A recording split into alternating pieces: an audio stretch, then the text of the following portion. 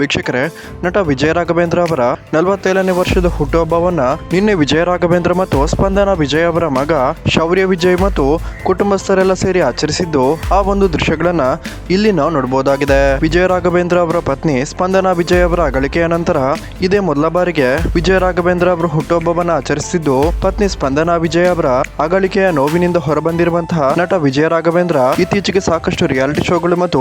Web series ನಲ್ಲಿ ನಟನೆಯನ್ನು ಕೂಡ ಮಾಡ್ತಿದ್ದು, ನಿಜವಾಗ್ಲೂ ನಟ ವಿಜಯ ರಾಘವೇಂದ್ರ ತಮ್ಮ ಮಗ ಶೌರ್ಯಗೋಸ್ಕರ ತಮ್ಮ ಜೀವನವನ್ನೇ ಮುಡಿಪಾಗಿಟ್ಟಿದ್ದಾರೆ ಅಂತ ಹೇಳಬಹುದಾಗಿದೆ. ಸೊ ವೀಕ್ಷಕರೇ, ಯಾರೆಲ್ಲ ನಟ ವಿಜಯ ರಾಘವೇಂದ್ರ ಅವರ ಹುಟ್ಟುಹಬ್ಬಕ್ಕೆ ಶುಭ ಹಾರೈಸುತ್ತೀರಾ, ದಯವಿಟ್ಟು ಈ ವಿಡಿಯೋಗೊಂದು ಲೈಕ್ ಮಾಡಿ ಮತ್ತು ನಿಮ್ಮ ಒಂದು ಶುಭ ಹಾರೈಕೆಯನ್ನ ಕಮೆಂಟ್ ಮೂಲಕ ತಿಳಿಸೋದನ್ನ ಮರಿಬೇಡಿ.